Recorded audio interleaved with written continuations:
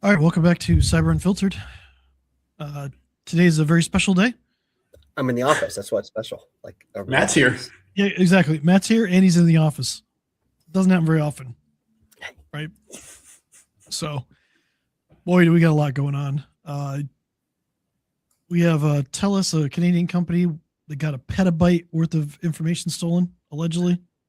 What's a petabyte? Yeah, big number.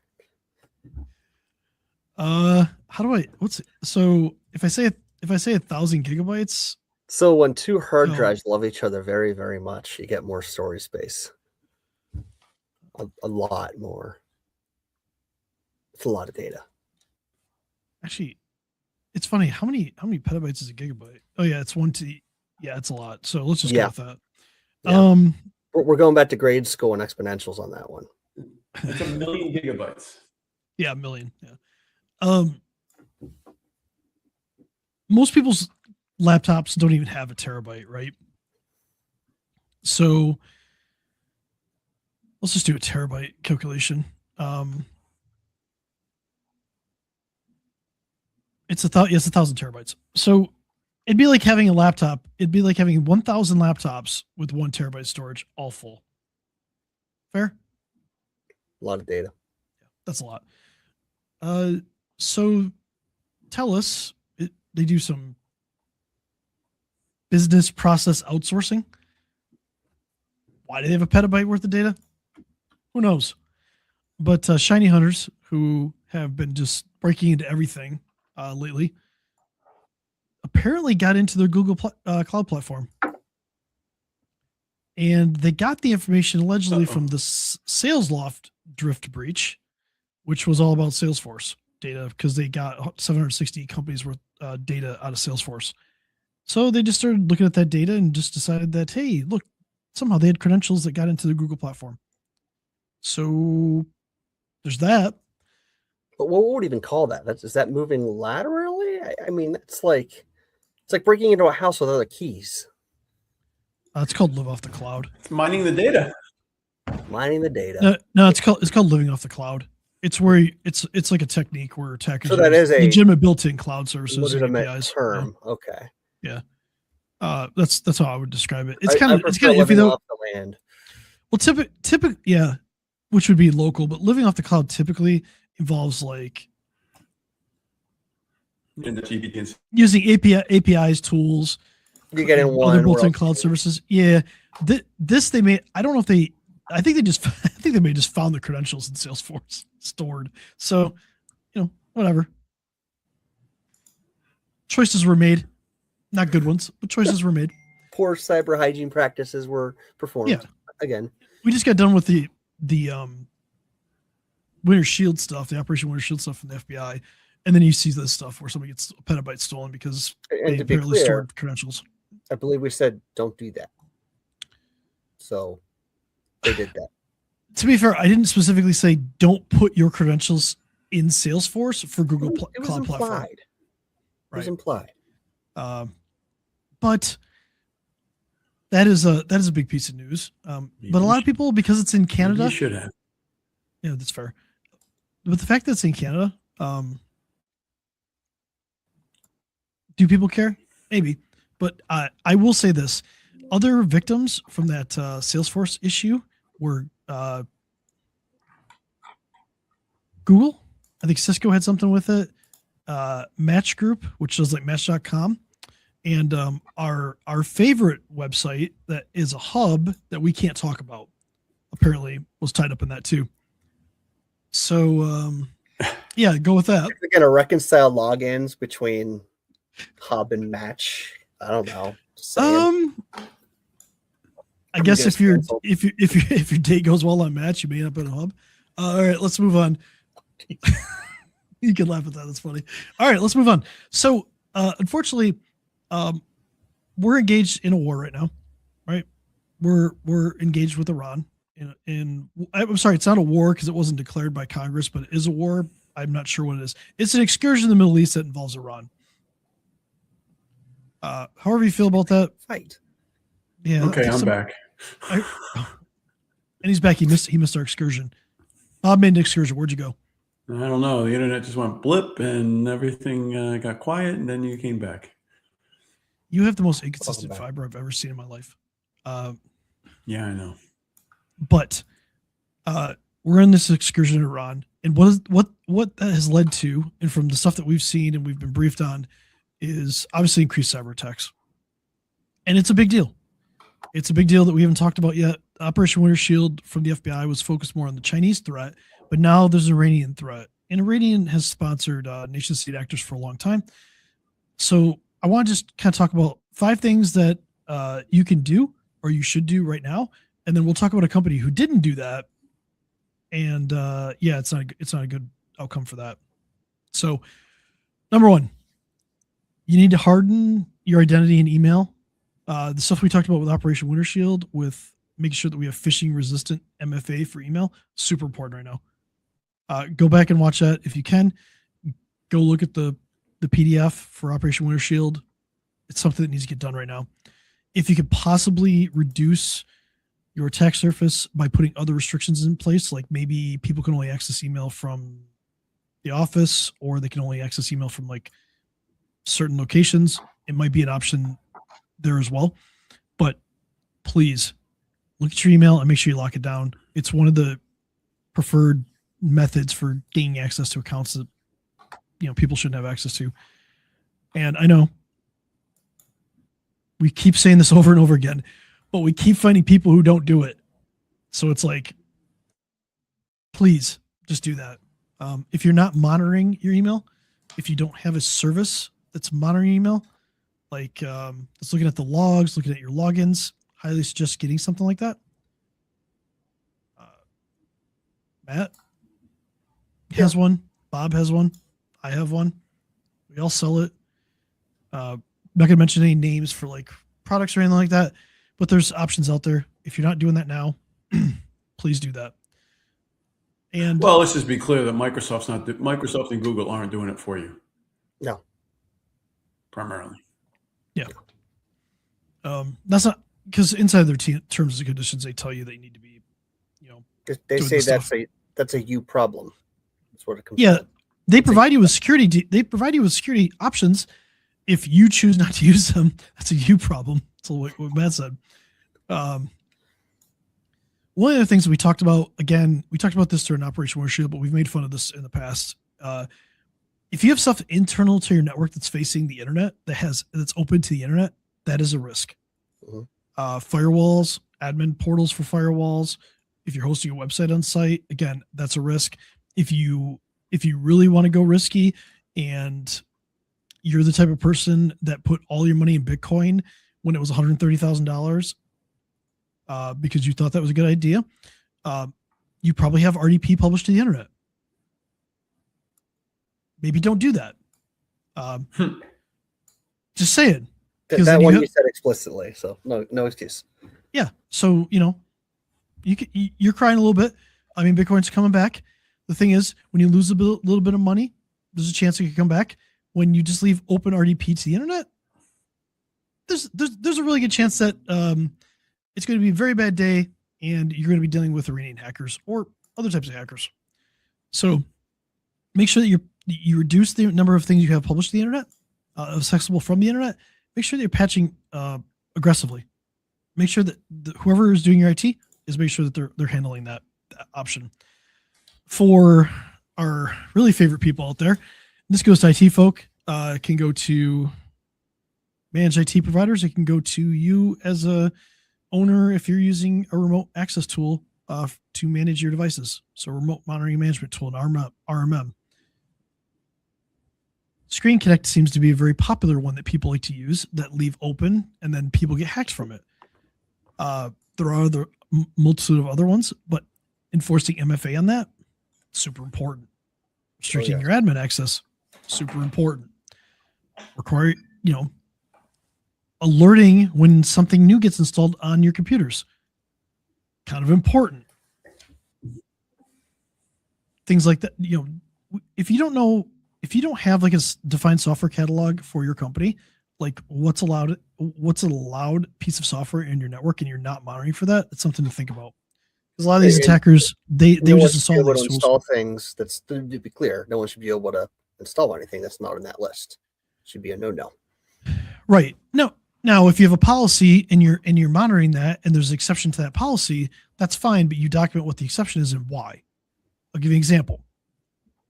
Maybe you hired somebody for marketing. They need Photoshop, or they need Adobe Premiere, but that's not a normal accepted software in your environment. But for this reason, for that person, maybe you make that exception and you document that. Keyword that way. There's a process. There's right. You have a it's process. Like go get whatever the hell you want, free for all. Sure. Bad idea. 100%. The next thing is you really want to improve like detection and observability inside the network. What we mean by that is you need to know when bad things happen. If suddenly a PowerShell script is running, or it just decides to run at an abnormal time on your network, you need to know that. Why is that running? Do you have logs that are doing that? Do you have a security team that's monitoring that can actually make a change to maybe isolate that device so that it doesn't do that? Things like that. So the more you can detect on your network, the better you can respond to it. But also having a response plan is important there too. And then you can prepare for like ransomware outcomes and operational disruption. So immutable backups, we talked about this during Operation Winter Shield. Having backups that cannot be changed, cannot be deleted for a certain period of time will probably save your ass. You also need to have them offline, right? So offline or offsite, combo of both, but they need to be immutable. You want to run a restore test. You want to make sure that you can actually restore this. You want to make sure you have an incident response run book and playbook for how you guys as a company respond to an incident. Now, let's talk about a company that didn't do any of this. Allegedly. There's a medical device manufacturer called... Allegedly. Yeah, allegedly. There's a medical device manufacturer called Stryker. They're actually based here in Michigan. And Andala is a hacktivist group. They're Iranian backed. They said that they decided to attack them based on the war with Iran, or the excursion, however you want to call that. Stryker used Microsoft, which is fine. Intune is a tool that is it's like a device management tool inside of Microsoft 365 that you can use to do policies. You can deploy software. You can do really cool stuff with your computers that you need to protect. It's a good thing. It's a good thing until it's not. People running it. Until it's not. Any tool that you install that can install software, that can do other certain things, can also be an attack tool. This group got into Stryker. Apparently, they must have phished. It sounds like they may have phished an administrator. They created their own global administrator inside of Microsoft, which means they have unlimited rights to whatever they want to do.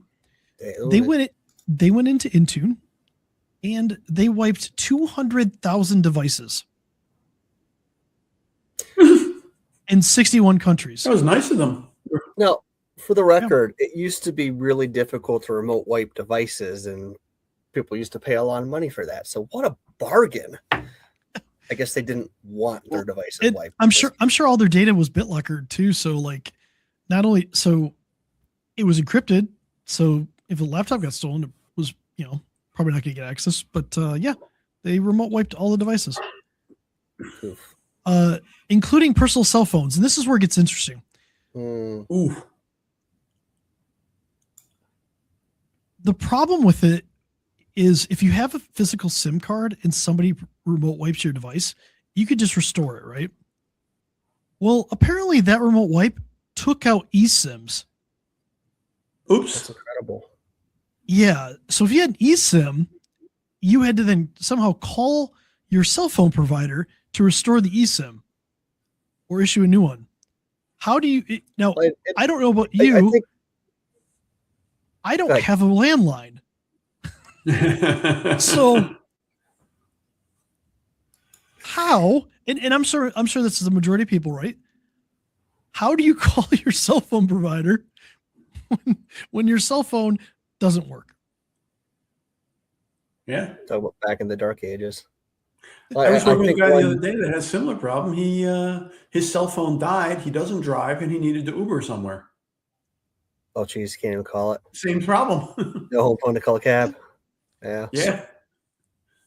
I think one important point is that Intune would not normally be used to wipe personal devices because you apply different policy to company devices than you do personal devices that are accessing email, things like that. However, if you have a global administrator that is malicious, they can do whatever the hell they want. And that's what happened here. Well, and the policy that they applied probably wasn't tracking the data for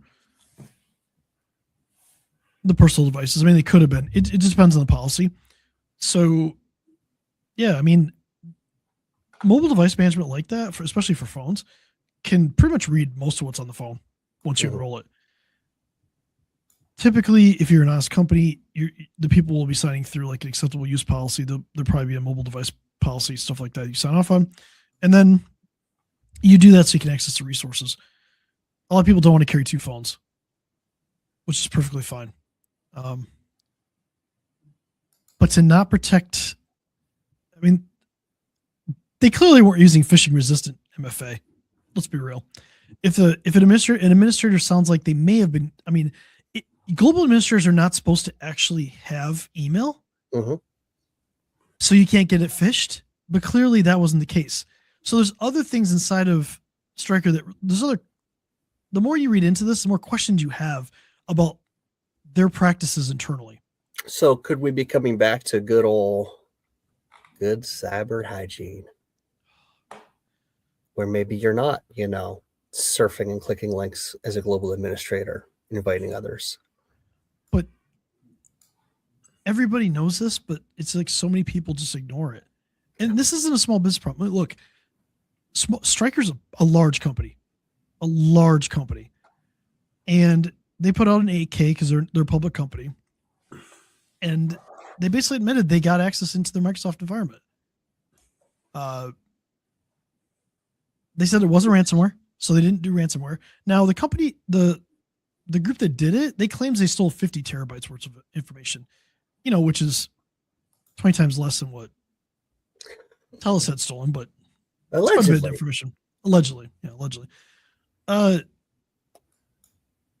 They say that I saw something today that they've allegedly, their operations are now back up and running because they need to restore all these things, like because cell phones, laptops, remote devices. I don't know anything about their server environment. I don't know if anything got impacted there because Intune doesn't control server environment. It controls just like laptops, desktops, phones, tablets, things like that.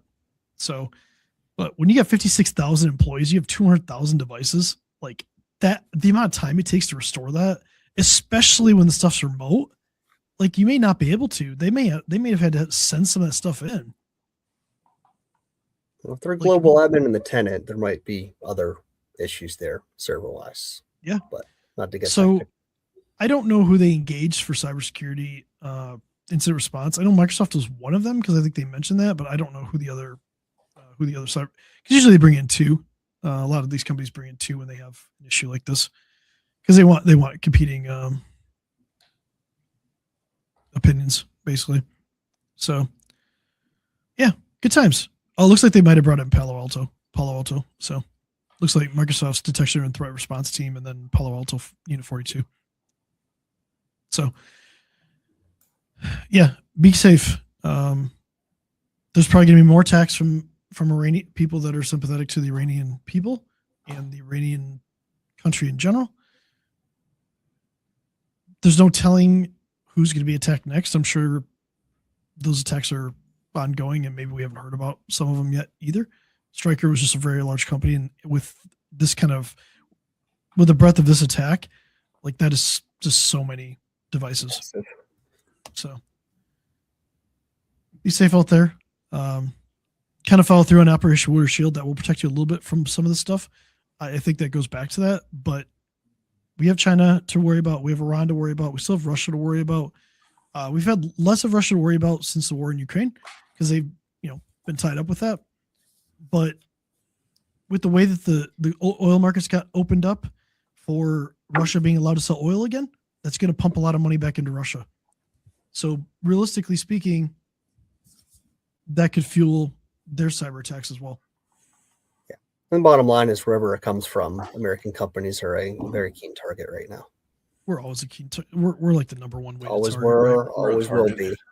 Yeah. Just Europe's a distant probably too, but we're the country that people want to attack. So be vigilant. If you haven't looked up Operation Warp Shield, go back and watch what we talked about the last couple of weeks. And if you have any questions, let us know. Perfect. Pretty good for this week. Okay, we'll catch everybody next week then. Yeah, Talk to you guys next week.